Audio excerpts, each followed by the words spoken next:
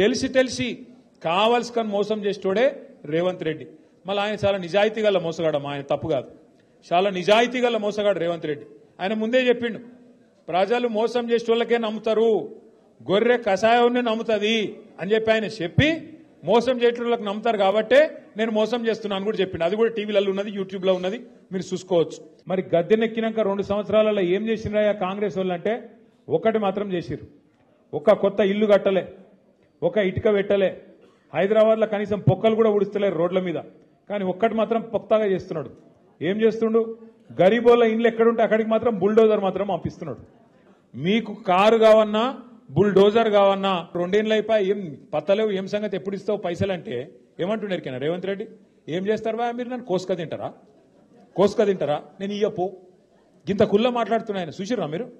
కోసుక తినాలన్నట్టు ఆయన ఏమన్నా సేపా జామకాయన కోసుక తినడానికి ఏమిటిది? ఆయన కోసుక తింటారా అంట. ఎవడన్నా ముఖ్యమంత్రికి ఇస్తూ మాట్లాడటోళ్ళని చూసినావా మనం? ఎవడన్నా ముఖ్యమంత్రి సెక్రటేరియట్ పోయి ఇక్కడ వాళ్ళు అంకె బిందెలు ఉంటాయనుకొని వచ్చినా అవి లేవు అన్నోడు ఎవడన్నా ఉన్నాడు ఇది వరకు? ఇక గిసొంటోడు లంకె బిందెలు ఎవడు ఎత్తుకుతాడమ్మా? నాకు అర్థం కాదు. ఎవరు గసంటోళ్ళు ఎత్తుకుతారు, పాకెట్ మార్గాలు, దొంగలు. ఎవడన్నా ముఖ్యమంత్రి మాట్లాడతాడు అట్లా మాట? ఇంకా ఘోరం. ఆయన భాష ఏం భాష అది? నీ గుడ్లు వీకి గోటీలాడతా, నీ పేగులు తీసి మెడలేసుకుంటా. పేగులు మెడలేసుకుంది నేను నాకు అర్థం కాదు. బోటి కొట్టేటోను నువ్వేమన్నా? పేగులు మెడలేసుకుంటా, గుడ్లు వీకి గోటీలాడతా. ఎవడన్నా ముఖ్యమంత్రి మాట్లాడే మాటలా? ఇగో ఇప్పుడు బాకీ లేనోడు అప్పు లేనోడు ఎవడు ఉండడు ప్రపంచంలో. అది రాష్ట్ర ప్రభుత్వం అయినా, మనిషి అయినా, కుటుంబం నడిపే ఒక ఆడపిల్ల అయినా అందరికీ బాకీ ఉంటుంది. మరి బాకీ ఉన్నప్పుడు ఎట్లా నడుపుతాం మనం? లోపల బనీన్కు పొక్కలున్నా మీదికెళ్ళి మాత్రం కడకంగి వేసుకొని తిరుగుతాం. ఎందుకు? మరి బయట మళ్ళీ అప్పు ఉంటానా వద్దా? రొటేషన్ తిప్పాలనా లేదా? అట్లుంటుంది కథ. కానీ రేవంత్ రెడ్డి ఏం చేస్తుండు? మా రాష్ట్రం దివాలా తీసింది, మా రాష్ట్రం క్యాన్సర్ పేషెంట్ అయిపోయింది, మా రాష్ట్రం సంకనాకిపోయింది, నేను ఢిల్లీకి పోతే నాకు ఎవడు అపాయింట్మెంట్ ఇస్తలేడు, నన్ను దొంగ లెక్క చూస్తారు. మరి దొంగ లెక్క చూడకుండా ఎట్లా చూస్తారు నాకు అర్థం కాదు. కాడనే రూపాయి లేదు. తెలుగులో సామెత చెప్తారు చూడు, మింగ మెతుకులేదు కానీ మీసాలకు సంపెంగా నూనె పెట్టిండట వెనకకెవడో గట్ల. ఆయన కంటే పైసలు లేవంట, కానీ డెవలప్మెంట్ కావాలంటే కాంగ్రెస్ కోటేయాలనంట. యాడికెళ్ళి చేస్తావు డెవలప్మెంట్ మరి పైసలు లేకపోతే? ఇంకొక డేంజర్ కూడా ఉన్నది, మీకు యాడ్ చేస్తున్నా, నేను ముందే చెప్తున్నా.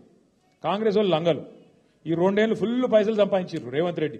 రియల్ ఎస్టేట్ మీద వాడి, హైడ్రా పేరు మీద బిల్డర్లను వాన్ని వీన్ని గోకి గీరి గుద్ది గిచ్చి పైసలు బాగా గుంజిండు. ఫుల్ పైసలునే ఆయన కాడ. ఓటుకు 10,000 ఇచ్చినా ఇస్తాడు.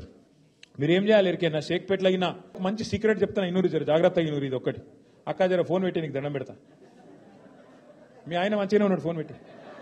అయితే వాళ్ళు వస్తారు, చాలా డేంజర్ ముచ్చట చెప్తున్నా, పెద్దమ్మకు చెప్పు, డేంజర్ ముచ్చట చెప్తున్నా ఇను. అయితే వాళ్ళు పైసలు ఇస్తారు, ప్రమాణం చేయమంటారు. మీరు ఏం చేయాలి ఎరికైనా? చేయి ఆపాలి, కళ్ళు మూసుకోవాలి, లోపల తుప్పాలు అనుకోవాలి. అర్థమైందా? అప్పుడు ఇంకేం ఒట్టు పెట్టినా అది చెల్లదిగా. కాంగ్రెస్ ఓడిపోతే అలా వచ్చిన నష్టం ఏం లేదు, సర్కారం పడిపోదు.